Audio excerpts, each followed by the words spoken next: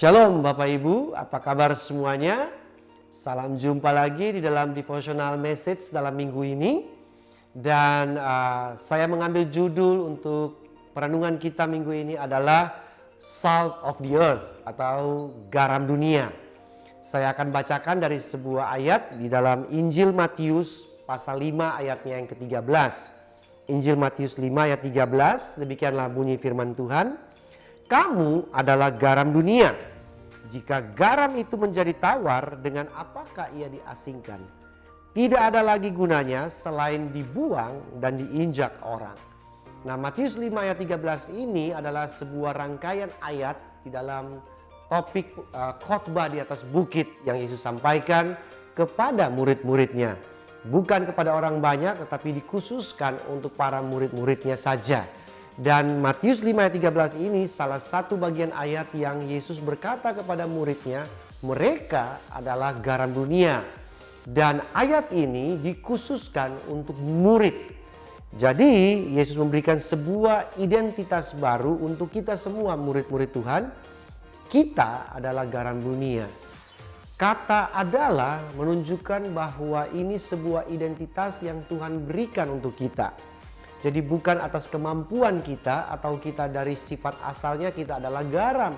Tetapi ini sebuah identitas baru yang Tuhan berikan untuk kita orang percaya. Kita jadi garam untuk dunia.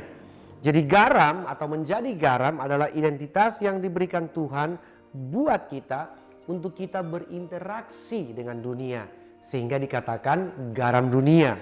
Nah, mengapa Yesus memberikan sebuah ilustrasi atau metafora menjadi garam?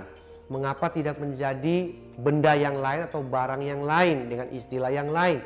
Misalkan menjadi permata dunia atau menjadi intan, batu permata dunia. Tetapi kenapa garam? Ada 3 hal yang menjadi alasan mengapa Yesus berkata kita adalah garam dunia. Yang pertama, garam itu adalah sesuatu yang sangat mudah ditemukan dan dijangkau. Jadi garam itu mudah ditemukan dan dijangkau karena di setiap rumah, di setiap restoran, warung yang paling sederhana pun selalu di sana ada garam. Jadi garam adalah sesuatu hal yang tidak eksklusif, ada di mana-mana. Ini mau mengatakan kepada kita semua keberadaan kita sebagai murid Kristus, sebagai orang percaya, kita harusnya menjadi sebuah pribadi yang mudah ditemukan dan dijangkau. Kita tidak sifatnya eksklusif, hanya untuk kalangan sendiri. Tetapi kita menjadi jawaban, kita menjadi sebuah solusi bagi orang banyak. Sehingga dikatakan kita menjadi garam dunia. Ingat Bapak Ibu, yang butuh garam itu adalah dunia. Jadi jangan terus-terusan kita berada di dalam komunitas kita sendiri, untuk kalangan sendiri. Dalam hal ini misalkan di dalam gereja. Jadi kita hanya kumpul dengan garam-garam yang lain. Tetapi kita harus keluar dari komunitas gereja itu untuk menjadi garam dunia. Hal yang kedua, mengapa kita disebutkan garam dunia? Karena esensi garam itu ada pada rasanya, bukan pada bentuk luarnya. Jadi esensi hakikat daripada garam itu ada pada rasa, bukan pada bentuk luarnya. Artinya bahwa kita walaupun dari berbagai latar belakang seperti apapun, suku apapun, pendidikan apapun, ya ekonomi seperti apapun, itu bentuk luarnya itu tidak ada hubungannya dengan menjadi garam. Menjadi garam berbicara mengenai sesuatu yang di dalam kita yang mempunyai dampak keluar. Untuk ibu-ibu yang ada di rumah, pasti Anda sangat tahu persis apa fungsi atau manfaat daripada garam. Garam adalah sebuah bumbu utama, bumbu yang paling dibutuhkan di dalam sebuah pengolahan makanan. Jadi garam di sana berfungsi sebagai penyedap rasa, bukan perusak rasa. Nah, kita sebagai murid Kristus, sebagai orang percaya, kita ada dalam sebuah komunitas atau kita ada dalam dunia ini, kita memperbaiki, menyedapkan rasa di sekitar kita, bukan untuk merusak rasa. Kehadiran kita untuk memperbaiki rasa yang ada di dalam dunia ini. Dampak daripada garam selain memberikan rasa, juga mempunyai dampak memberikan rasa haus. Karena jikalau Anda dan saya makan dan kemudian garamnya kelebihan atau lebih asin dari biasanya, maka cenderung orang itu akan menjadi haus. Dan kalau orang haus, akibatnya dia akan mencari minum. Tidak kebetulan Tuhan berkata kepada kita semua menjadi garam dunia, supaya kehidupan kita membuat orang haus akan air kehidupan.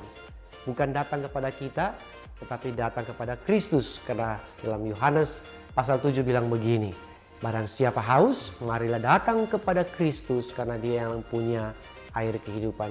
Jadi fungsi kita, peranan kita hanya membawa, menuntun orang lain datang kepada air kehidupan yang dipunyai oleh Tuhan Yesus.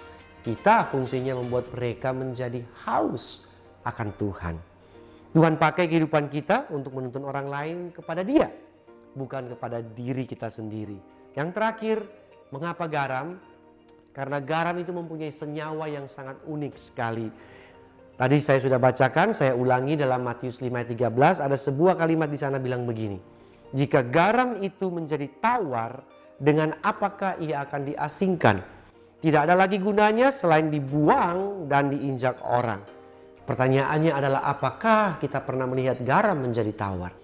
Nah, yang menarik adalah senyawa daripada garam itu terdiri dari dua unsur kimia, yaitu unsur natrium dan unsur klorida. Sehingga kedua senyawa ini jika digabungkan akan menjadi senyawa kimia yang namanya senyawa garam. Jadi Tuhan ingin kita selalu bersekutu, bersatu dengan Dia. Kita tinggal di dalam Kristus dan Kristus di dalam kita. Kita bersenyawa dengan Kristus sehingga kita menjadi fungsi garam.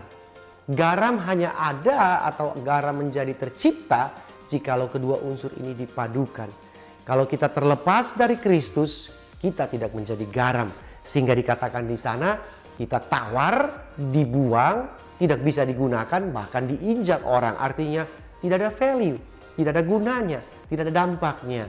Tuhan mau kasih tahu kita seperti yang Dia katakan dalam Yohanes 15. Di luar Kristus kita tidak dapat berbuat apa-apa. Kita tidak bisa berdampak untuk menuntun orang lain datang kepada Dia. Sehingga sangat penting sekali kita pahami, menjadi garam adalah kehidupan yang bersatu, bersenyawa dengan Kristus. Sehingga hidup kita bisa berdampak bagi orang lain. Seperti biasanya saya akan memberikan dua pertanyaan buat Bapak Ibu untuk kita renungkan sepanjang minggu ini. Yang pertama, apakah Anda dan saya sudah menjadi garam seperti yang Tuhan inginkan untuk kita berinteraksi dengan dunia? Apakah saya dan Anda sudah menjadi garam yang baik seperti yang Dia inginkan untuk kita berinteraksi dengan dunia sekitar kita, dengan komunitas kita?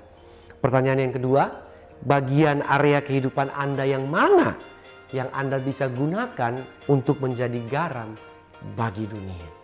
Jadi di dalam area kehidupan Bapak Ibu, bagian yang mana yang Anda bisa gunakan untuk menjadi garam bagi dunia? Apakah keluarga Anda, pekerjaan Anda, sekolah Anda, atau profesi Anda, apapun yang Anda bisa gunakan untuk menjadi garam bagi dunia? Ingat sekali lagi Bapak Ibu, garam dunia. Dunia yang membutuhkan garam.